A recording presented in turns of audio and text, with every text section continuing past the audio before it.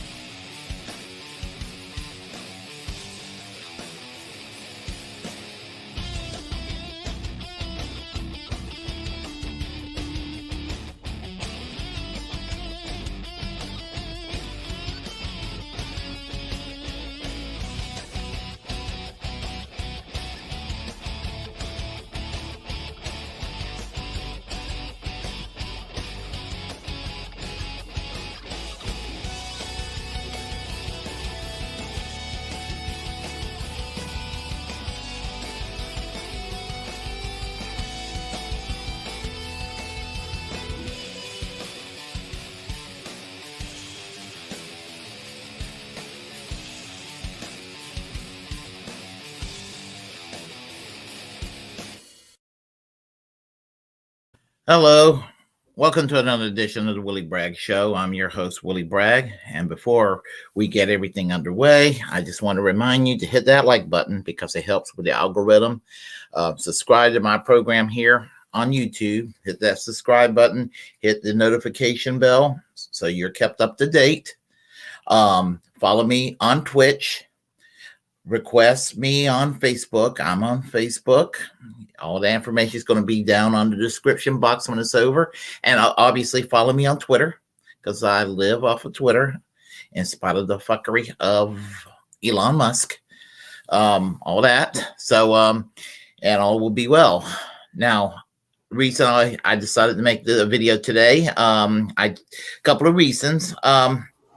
I did a video yesterday. I interviewed Dr. Katianne McCloskey on the Rage Against the War Machine event that's taking place on February 19th. And this whole event, the anti-war movement that's hopefully going to build up because, we got to stop the madness when it comes to nuclear war. So that's pretty much what's going on. And before we get started on this, I want to make some clarifications from yesterday, because I think that some people had a misunderstanding of certain points I was making. I made some criticisms of the Putin government. Now, I get it from a lot of people that I'm somehow some kind of a Putin apologist and a Putin puppet and all that all the time from normies. I get it all the time. Get it from some progressives too. Shit libs, you name it. And it's one thing to get that from them, but then I will make some observations about Russia itself, and then all of a sudden tables turn, and somebody was saying that I am talking about I'm mimicking CIA talking points. Now, I want to make this understood. Under no circumstances do I want the United States nor NATO to put boots on the ground over there in Russia. Make no mistake what I say. I do not want the United States or NATO to put boots on ground. I do not want any drone strikes. I do not want any nuclear war. I do not want any covert action or anything done over there. I want negotiation. That's what I want. I want a negotiation and to de-escalate this shit between Russia and Ukraine. I acknowledge that United States and NATO is probably more at fault more than anything else.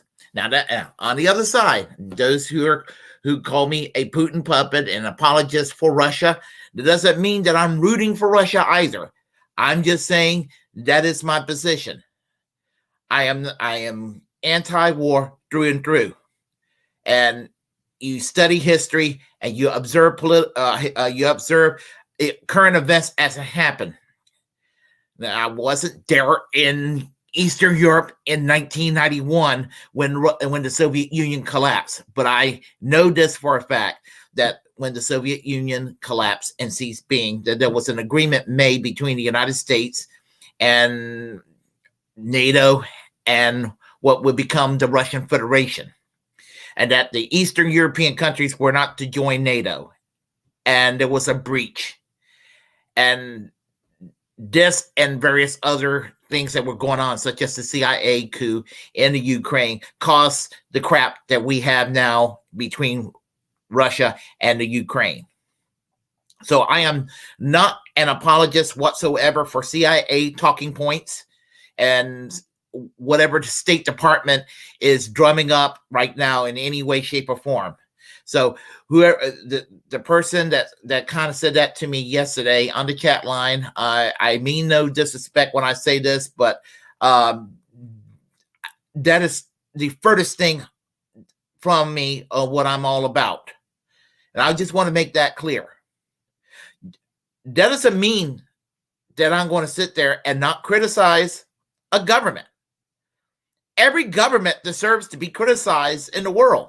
I criticize the United States all the time because there's plenty to criticize the United States.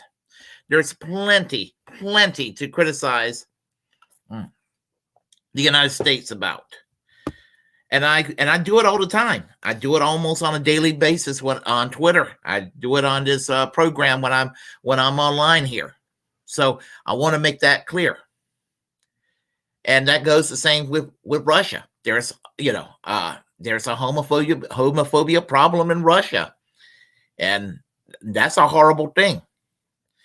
It's worse in the Ukraine. I have said that, made my point clear.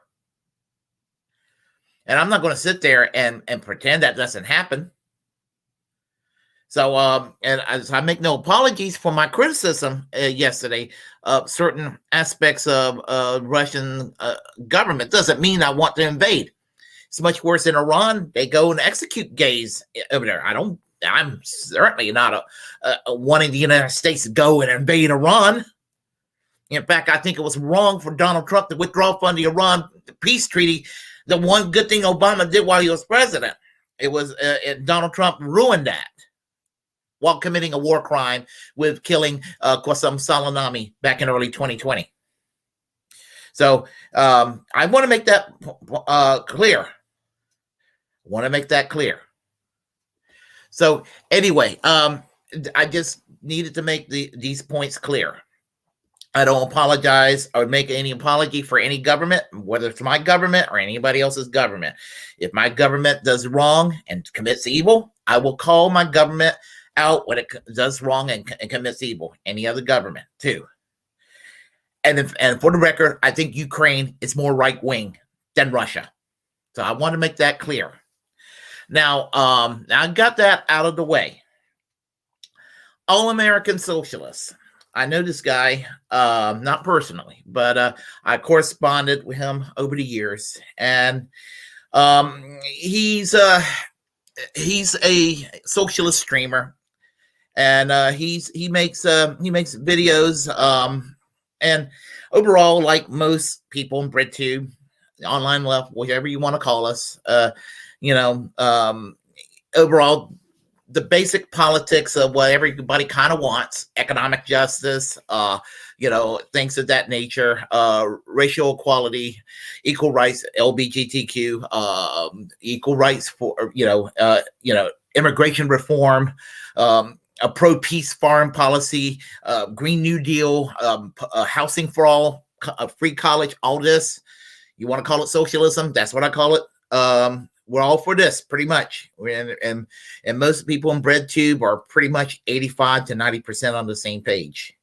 But there's that hard 10 to 15% that some people call the narcissism of small differences that really get grates on me.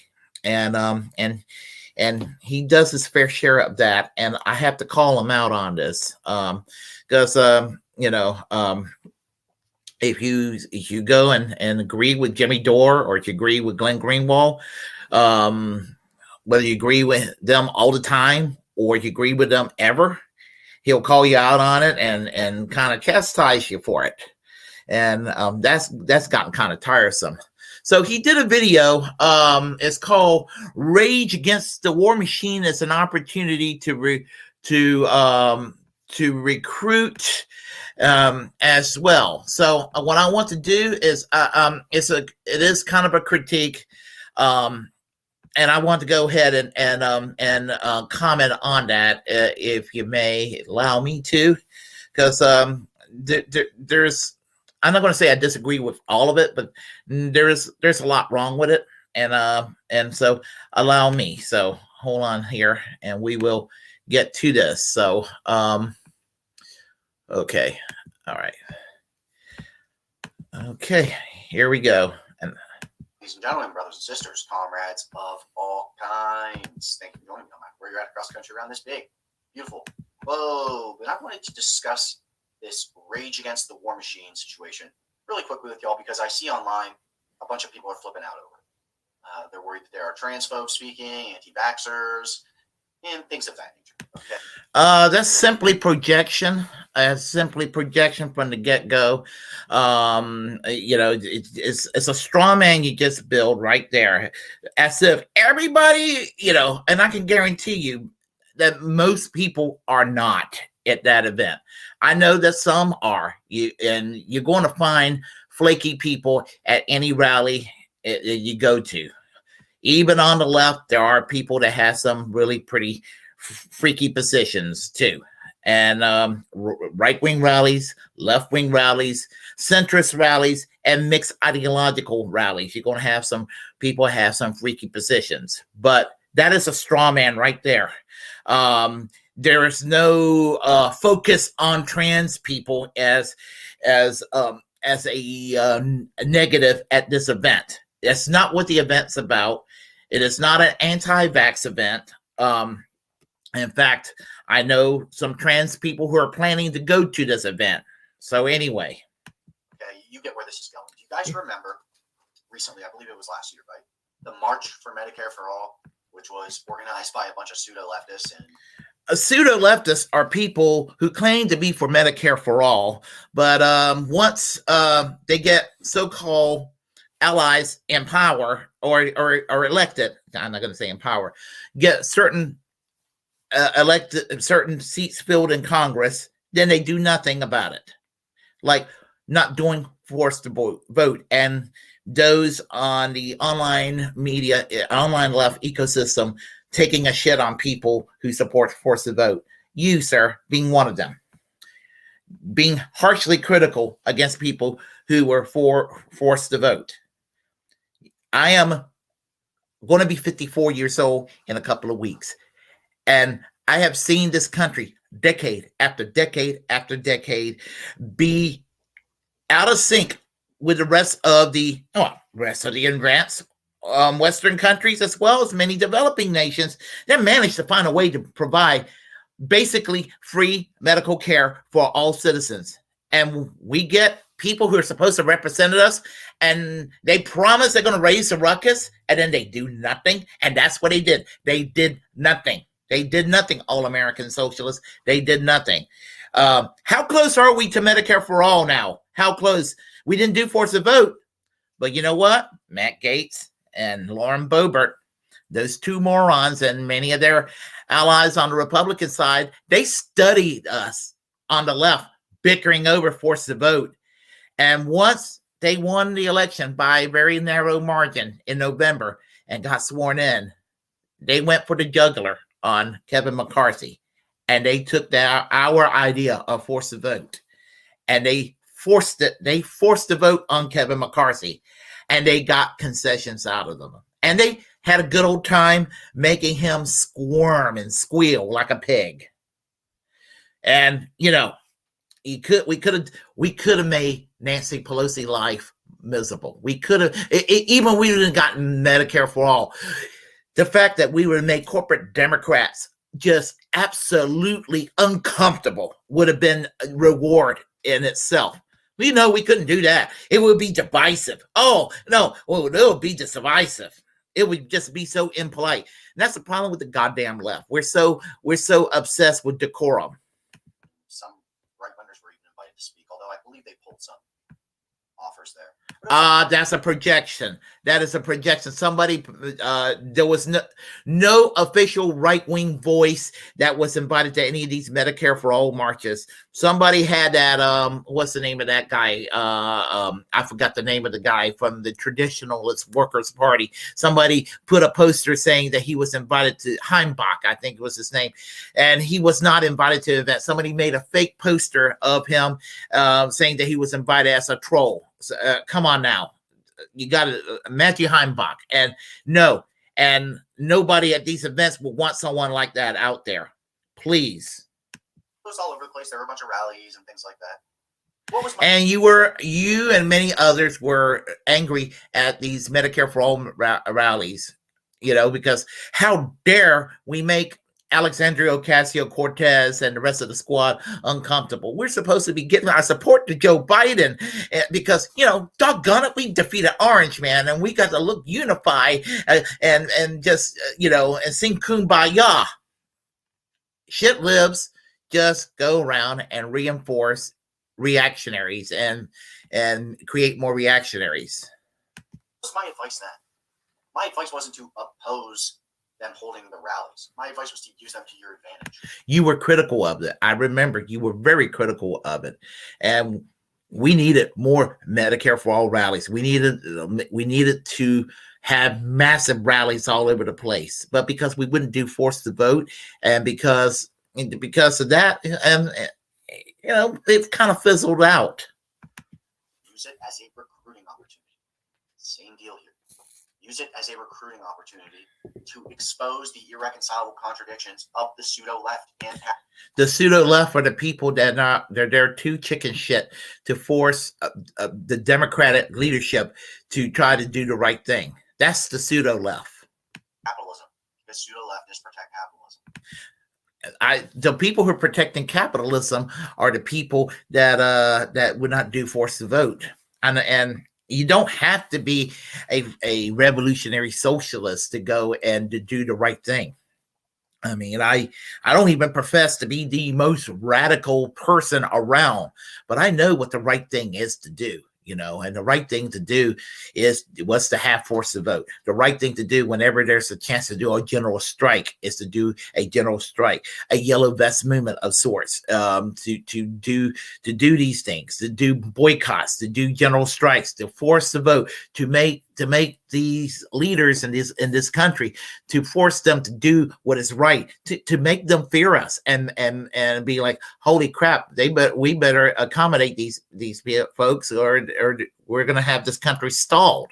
We had an opportunity to do a rail strike, but that got busted. Every which way you can imagine, anything that looks like it could be a potential for a mass movement gets thwarted down.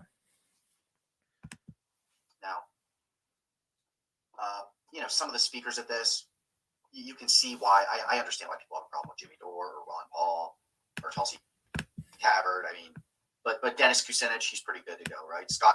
Okay, all right. Let's talk about this. Okay, Jimmy Dore bashing. And this guy he's obsessed with Jimmy Dore.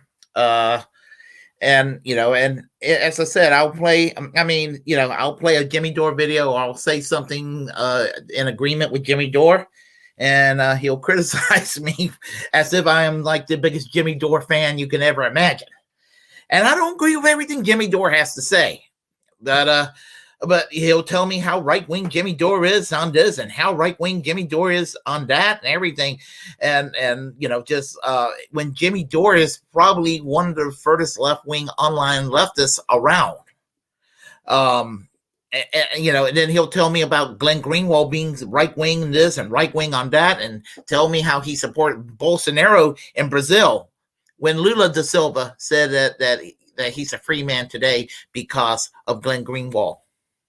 And his hatred of Glenn Greenwald and Jimmy Dore, because what? They go on Tucker Carlson. Well, I got news for you. Nomiki Kant's gone on Tucker Carlson a time or two, I believe. I know she's definitely gone on there once. So does that make her a right-winger? She's too right-wing for me.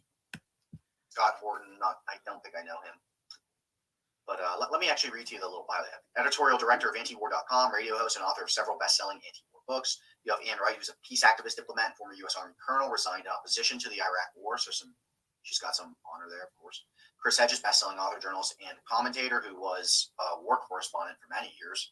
And look, Chris Hedges, Christopher Hitchens, George Galloway, George Garland, they had a lot of influence on me when I was growing up. But I can call out their bullshit too. All right, when I see it, especially with George Galloway. But Chris Hedges is good to go, man. He's good to go. He obviously got fired from the New York Times when he was opposing the war in Iraq, the invasion of Iraq. David Swanson, anti-war activist, blogger, author, and executive director of World Beyond War. Daniel McAdams, executive director of the Ron Paul Institute and co-host of the Ron Paul Liberty Report. Garland Nixon, radio talk show host and political analyst in Washington, D.C. Max Blumenthal, editor-in-chief of The Gray Zone, award-winning journalist and author. Anya Parnpill, journalist and with The Gray Zone, producer and reporter of several documentaries. The first time I was aware of her was RT. Max Blumenthal. Garland Nixon, I think the first time I ever became aware of him was on George Galloway. George Galloway's show, it's called The Mother of All Talk Shows. Notes. Max Blumenthal, I've seen him around. I've seen him all over the place. I think the first time I seen him was on Right Wing Watch, though. He was rebuking a right winger, but nevertheless. Supreme, Wu-Tang Clan affiliate producer and music artist. Jill Stein, physician activist and former Green Party candidate for president. Boy, do all the people who talked about the Russiagate hoax and all that and her relationship to it have pie all over their face. Tara Reid, author, actress, former Senate aide, producer of The Kim Iverson Show. Diane Sayre, musician, activist, and candidate for U.S. Senate. Scott Ritter, former U.S. Marine Corps intelligence officer and UN weapons inspector. Kim Iverson, independent journalist and host of The Kim Iverson Show. Jackson Hinkle, independent journalist and host of The Dive with Jackson Hinkle. Greg Jardula, Wyatt Reed. You guys know Craig Jardula. I always call him Greg as a joke, right? Wyatt Reed, anti-war activist and journalist focused on Latin America. I believe Wyatt Reed is in the Don Boss right now, in Don Ask. But obviously you can see the irreconcilable contradiction here, right? And this is why instead of trying to shut it down, crying about it online, crying about it on Twitter is the worst thing you can do. Okay. I'm not going to say you cried about it. That's very rude.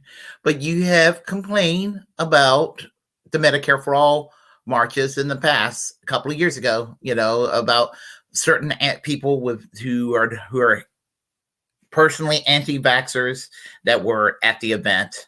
And you know what? And then you make comments like Candace Owens, claiming that she's not vaxxed, that she shouldn't be treated. If you made that comment about you don't think she should be treated if she gets COVID, and you got on me about it, like I just thought that was kind of a cruel thing to say, cruel position to have. I don't like Candace Owens either, but you know what? When you don't treat somebody who's unvaccinated, and they go around with the COVID, guess what? They're going to spread it around to other people. So I don't even want the most horrible person going around untreated. And vaccines, even back then when that was a big controversy to me, and I've been called an anti-vaxxer because I always thought it should be voluntary. And I'm vaxxed to the max. I'm vaxxed to the max. I am jabbed. I am boosted. And people from the right tells me I'm a little sheep because I'm boosted and vaxxed to the max. And then people who are shitlibs tell me that I am some right winger because I think it ought to be voluntary at the end of the day. I am actually pretty damn moderate on the issue. It ought to be your choice. My issue is not whether you should be vaxxed or not. My issue is you should get some fucking free healthcare when you get sick for whatever reason. That is the issue. I don't know why that's not even put into question in this country. This fucking country. This is not put into question. And you should know better in that regard, in that regard. And the thing about it is that I don't care what somebody's position is on vaccines. I care what somebody's position is on medical care for everybody. If you think that medical care ought to be free for everybody, there's no problem. There's no issue. Because I know tons of people that believe in mandating vaccines, that are opposed to universal health care. So there is that. And they're going to be treated like they're normal, whereas somebody who's vaccine skeptic they support universal health care, but they're personally vaccine skeptic, treating them like they're like some kind of scourge of society. No. Crying about it on Facebook, that's awful. Okay, all these other places, don't whine about it. Use it as a recruiting opportunity to show them the irreconcilable contradictions of capitalism. In essence, kind of the rally, right? Well, let's go down the list, actually. Okay. I know what you're getting at right here. Capitalism. I am a socialist.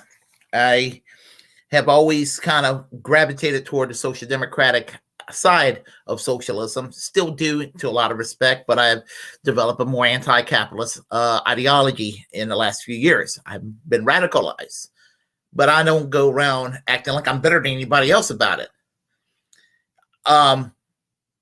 If you're going to say you're not going to work with capitalists, as far as with the libertarians, they're like a big part of this event.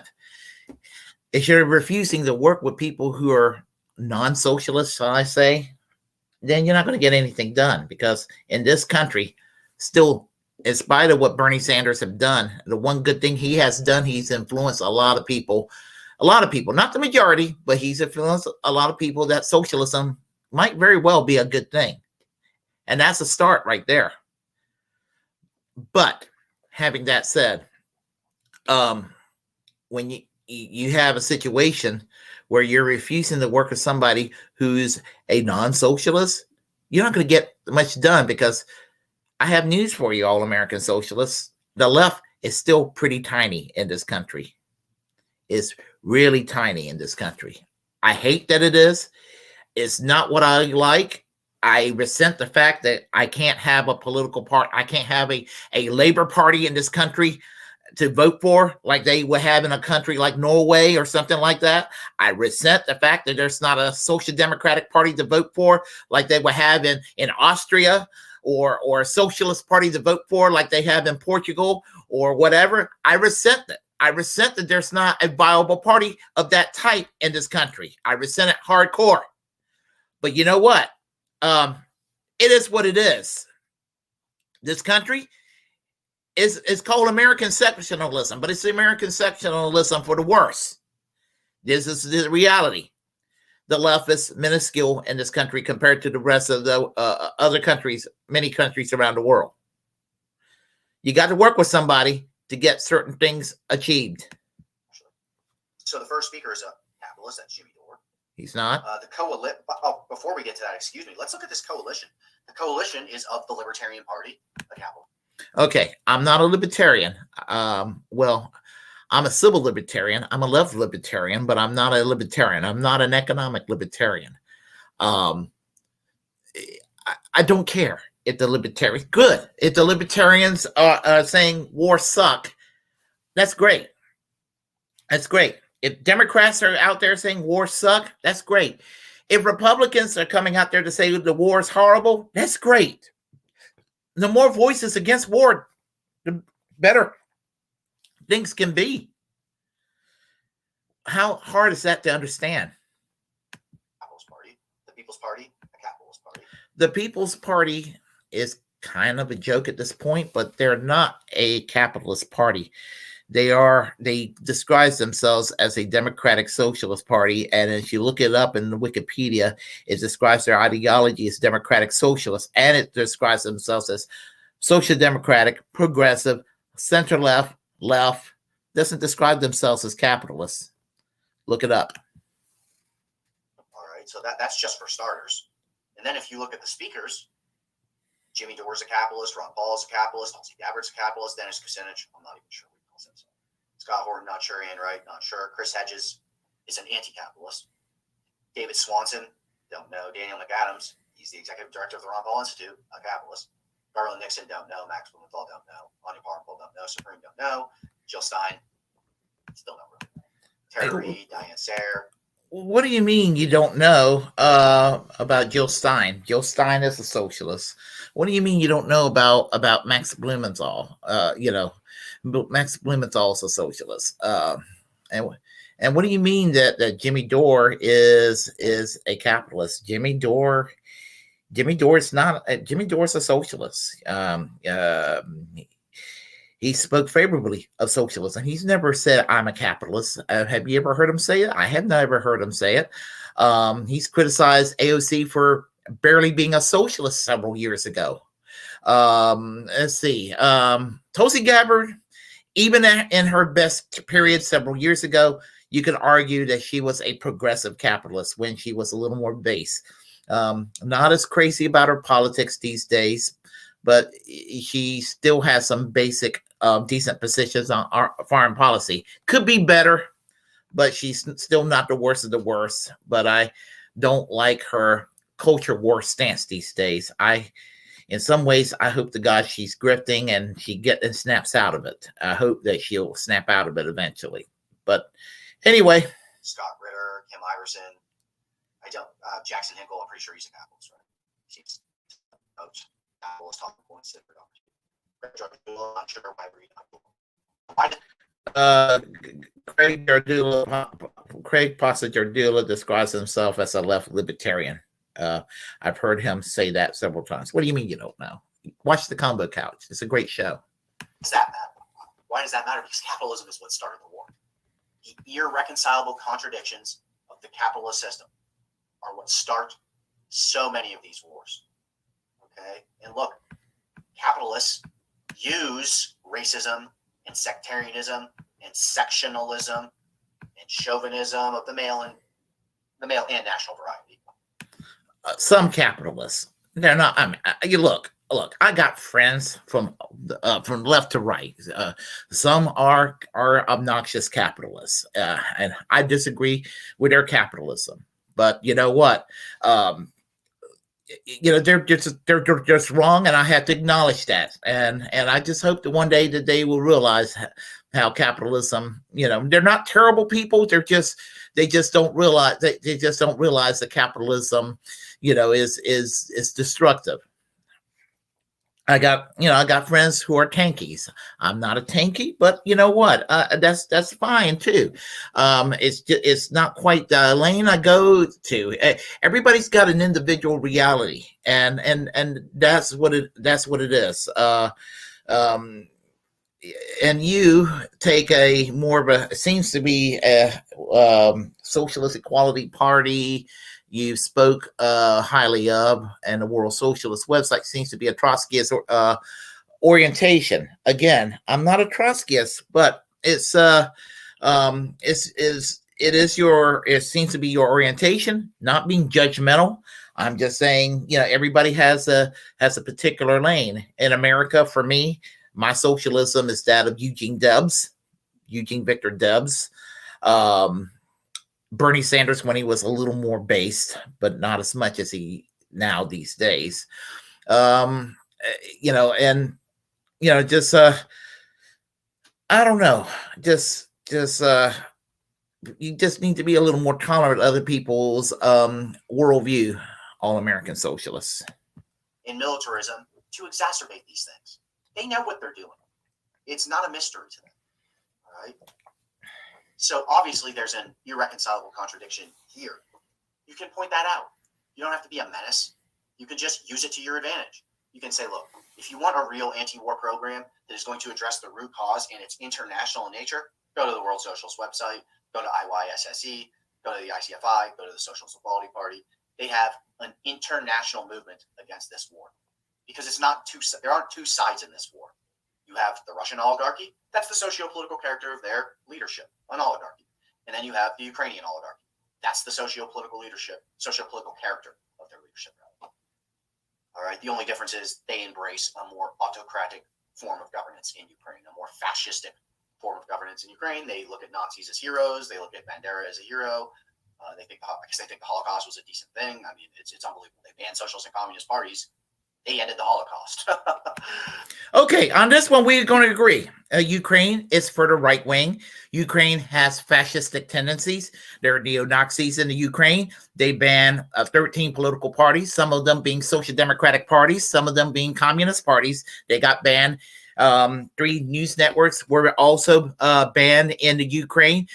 Labor unions were also under attack in the Ukraine. The Russian Orthodox Church has been under attack. The LGBTQ community are also discriminated against. And we seen it for ourselves. What's going on? You got a paramilitary organization with a website whose name I can't remember at the moment. They have a to kill list, and they're interested in murdering people who disagree, high level people around the world who disagree with the Ukraine government. You have a Ukraine government that is actually demanding the U.S. to put Rand Paul, Glenn Greenwald, and Tulsi Gabbard on a blacklist. How dare they? And I'm not even the most patriotic person in the world, but how dare another country tell the United States government to do this and this and that? And then you have also First Lady Alenska, Volodymyr Zelensky's wife, basically pressuring the Web Summit in Portugal to disinvite and ban the Gray Zone from their Web Summit several months back. So there's a lot to be said about the Ukraine, and you're right, celebrating Banderas as a national hero. And a friend of mine,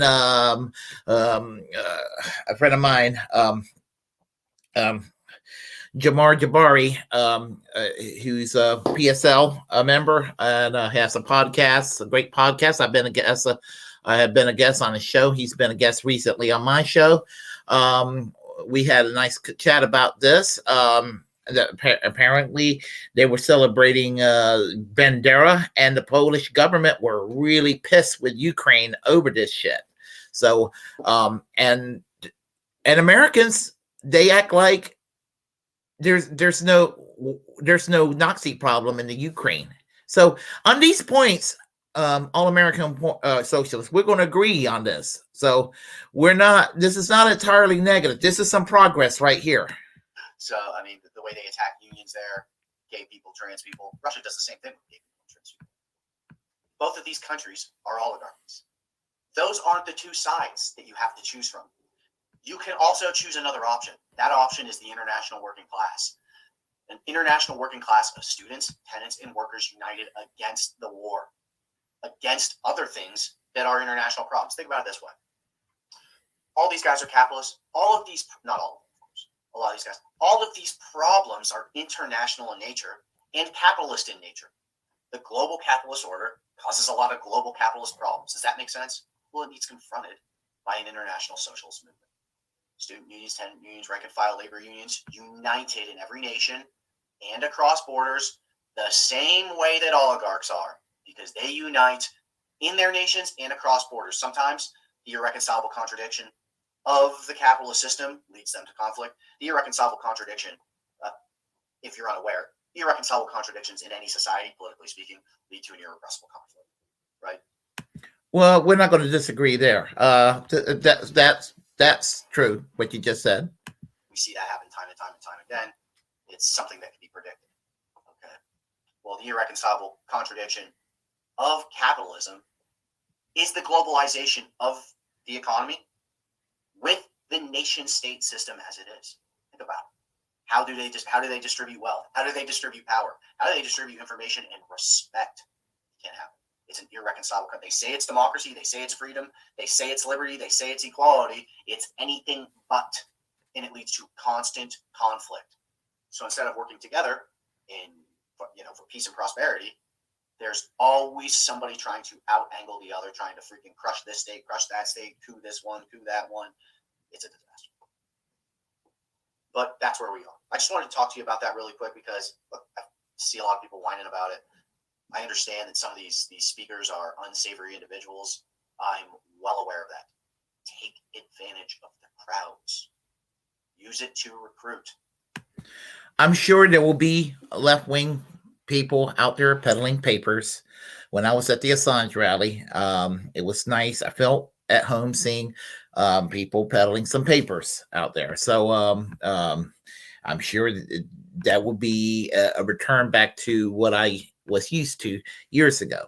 So And look, you're on the right track when it comes to Assange, on the issue of Assange. You're on the right track on this conflict. Um, you don't take the shit live line about, you don't have Ukraine flags on your bios. I have friends that do. I love them dearly, but they're misguided. Um, I commend you for that.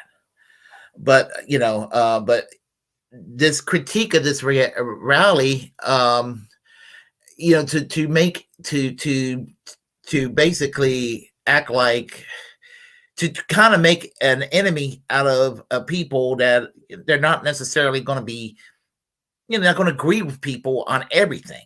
And that's the problem I have right there. You're never going to have people that are going to agree with people on everything. And if you expect people to agree, nothing is ever going to get done. I mean, that's just how it is. I mean, you can see on the left, I mean, there's always all kinds of disagreements.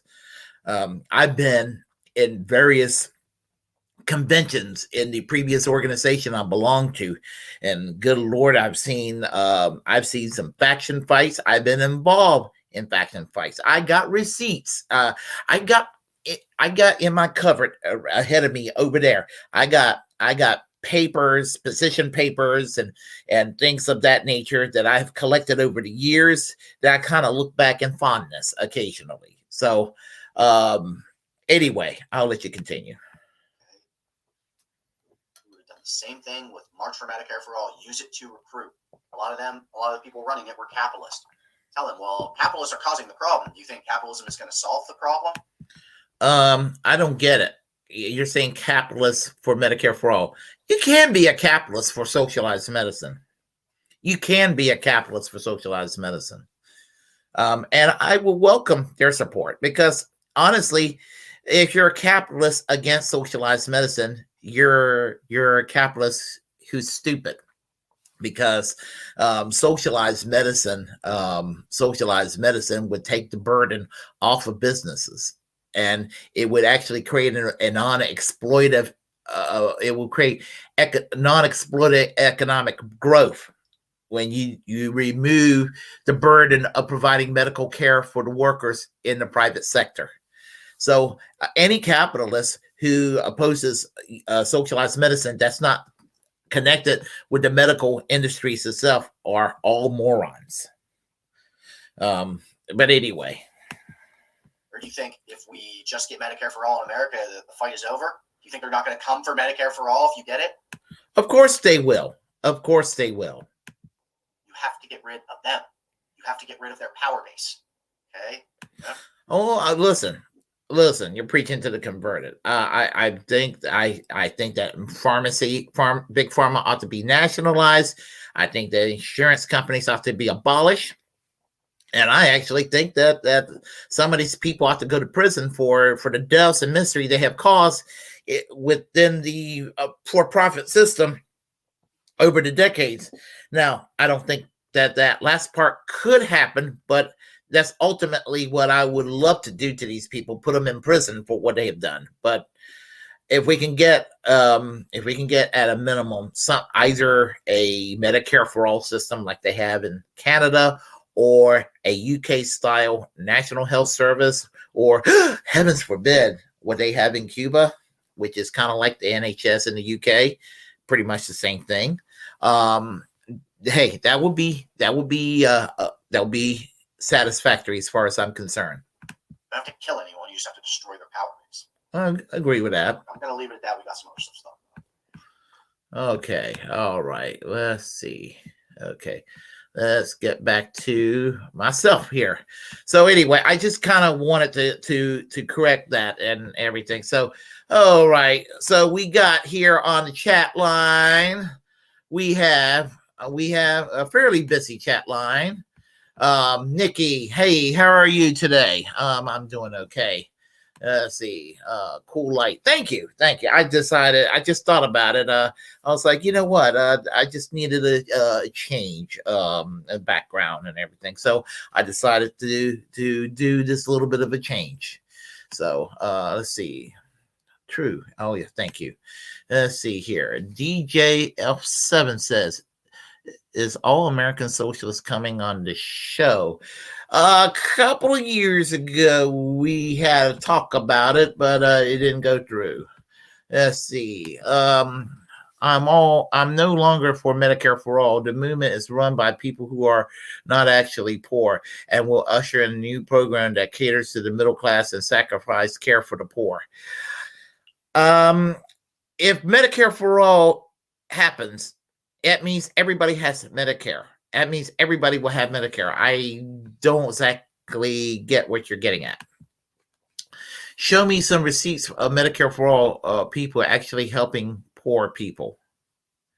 Show me some receipts of Medicare for all people actually helping poor people. I know activists that actually supports Medicare for all that actually do work for the poor.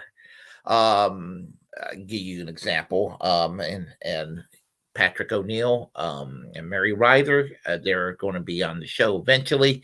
They're peace activists with the Catholic Worker Movement, and they work to help the homeless and acclimate them into a job setting and everything like that.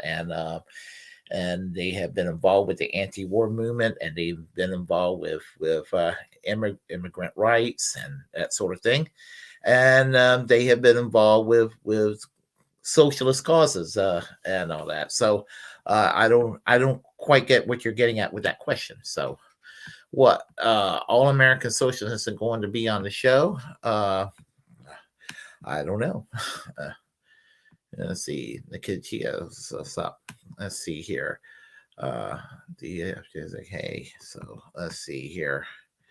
All right, I'm going to go and scroll down some more. Let's see here. Didn't this guy used to wear a suit on every upload? He did it for a while. I think he still does occasionally. Let's see. 4 cops pushed me to the ground in D.C. at a Medicare for All rally. Cops are kind of rough on the left wing protesters more than anything I have noticed. You know, in my experience, they tend to be kind of rough on left wing protesters, and I think it's wrong. What the fuck? I would agree that's wrong for the cops to do what they do. So let's see here. I'm just scrolling through this, scrolling through here and checking. See, I am not shocked, but I didn't hear about it. Let's see. They suppress everything. These people are overpressors. Medicare for All, Susan Sarandon and Lee Camp. Yeah, I like Susan Sarandon and Lee Camp. Let's see. Do you know that this rally asks certain people to speak and not like a veterans and shit? The rage against the war machine. Yeah. Let's see. If you try gentrifying activism and then get the fuck out. I want legitimate people, and that means everybody who's for the cause, regardless of economics or what have you, to be involved. It's like a certain network of people seems so sus. I'm not happy with all the speakers out there, but I'm not going to name any names. But just I'm not happy with all the speakers. But I'm anti-war, and that's what it comes down to.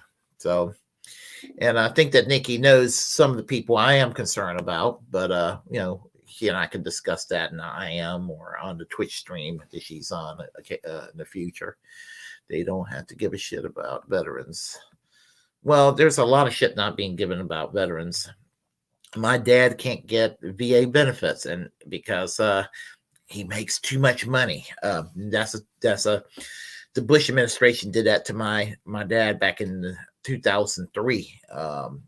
They did that to him to pay for this Iraq war and this little means testing bullshit thing to look like they're doing something about. I hate this whole means testing that they do. looks like you're being fiscally responsible, which is just a roundabout way to fuck people over and to vilify and turn a universal program into a welfare program to create more resentment. Yep, it is fucked up. A lot of it is. Let's see. Yep. Let's see here. I heard in another rally on a march, but I don't know the name of it. Do you know the name? I don't. I should have paid attention to the chat lines while the video is going through because I don't know where the things happen. I'm a generation victim. I'm a generational victim of war. Yeah, we just seen too much of it. Let's see. They talk about nuclear war, but then completely ignore Korea. I think about Korea. Let's see. They should have asked you to speak because I saw some video you speaking before you speak the truth. Oh, that's DJEF7. They only care about what's going on in Russia, Ukraine, and they dismiss the imperialism going on in Africa and Asia. Yeah, there's some truth to that because the world tends to be Eurocentric at times, and see, and that's kind of unfortunately the case.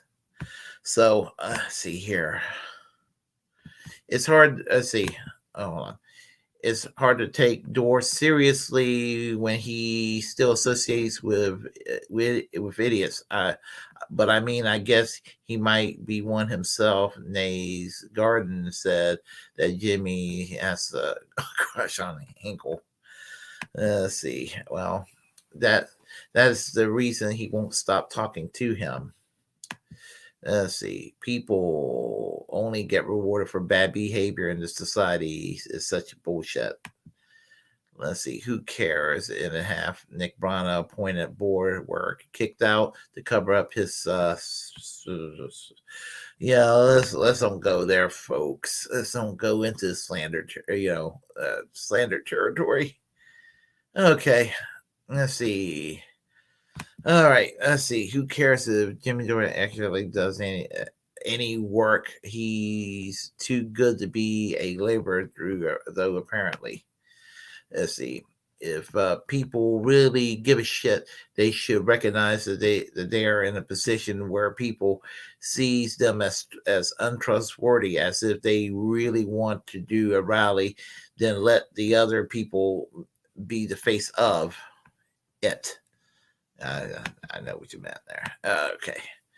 How about Steph Zamorano? Zamorano, sorry. Why is she welcome on the show as a thought leader? What is the magical sauce in Jimmy's the sauce, and why is it performing miracles for Jackson Hinkle? Let's see. Hold on a second here. Let's see. Oh, I'm sorry. I try to be fair and get all the comments in there. Hold on. Somehow, I'm sorry. Oh, here we go. Let's see here. Caleb Mop and Nick Brana, Scott Ritter, Save the World through. Okay, all right. Let's see. Instead, they went to the opposite direction and got the popular people, but not enough people with substance. There are some good people speaking, though there should be more variety. Let's see. Okay. We should invite them to a church session. Okay. Let's see here. All right. Let's see. So this guys, they said the right thing sometimes. Just step back and stop making everything about themselves. Hey, Tom, how are you? A doctor will treat multiple murderers handcuffs to a gurney. So I'm not sure why that anyone would ever suggest that a non-vaccinated person is not worthy of treatment. Yeah. Let's see. Because the wealthy people like Jimmy Dore thought of others having rights is absurd since they are worth more than us. Let's see here. Hey and howdy. Let's see here. We have he influenced people but now people think Democrats are Marxists. Oh gosh, yeah, I get that a lot about I know people who thinks that the Democrats are a bunch of socialists still to this day. Drives me crazy. It's because people are empowering the people. You empower door. That's not left wing. That's just neo monarchy. Let's see. Isn't People's Party and LLC? This guy is such a dweeb. Let's see who wants to listen to actual victims of war and their perspective and knowledge when we can listen to some pundits. We could have had some veterans speak. I do agree. These pundits help others to get mad at the others for not doing so. How have you actually helped poor? How have you actually helped poor people, Willie? Well, what do you want to know? What I've done is what I got to say. Well, let's see. I think we should be listening to them. This uncomfortable question leads to many YouTubers eager to hide my work. Comcast used to be an inspiration, but they have been slipping big time recently. Let's see. What do you think happened? Let's see here. Your real friends will tell you the truth. Fake friends will lie and use you. Okay. All right. And let's see. All right. Let's see here. We have here Willie Bragg in the morning. Hey, Jamon93, how are you? Let's see. Poor people need health care and often medical debt. Why do you troll? Let's see. Yep, they do. Yep. Yep, and we do need medical care for all, for damn sure. And that's just the thing right there. We need medical care. We need to get out of these wars. We need to return to labor unions. We need it all, folks. So anyway, yeah, I'll tell you what. I said what I needed to say. So right now, so if you happen to like what you heard, press like and comment. Comment anyway if you disagree with what I have to say. Feel free to share the content on this channel. As a First Amendment absolutist, it's my duty to inform you to create your own platform and utilize it because we are, in fact, the muckrakers of our time. Subscribe to this channel here on YouTube, on Twitch. Follow me on Twitter, Facebook. And remember to always reject corporate media because they have absolutely nothing to offer to us, not a damn thing.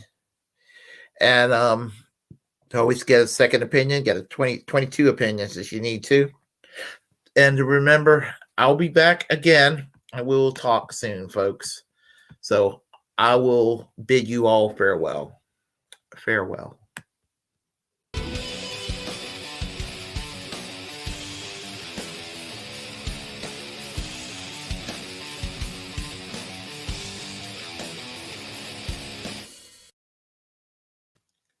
Good night.